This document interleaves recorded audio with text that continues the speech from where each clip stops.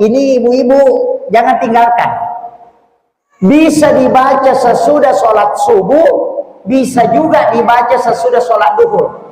Di pintu Ka'bah itu ada kain, ada tulisannya 3 baris.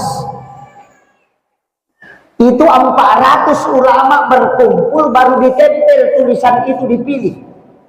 Salah satu di tulisan itu doa, la ilaha illallahul malikul haqqul mubin Muhammadur Rasulullah shadiqul wa'dul amin.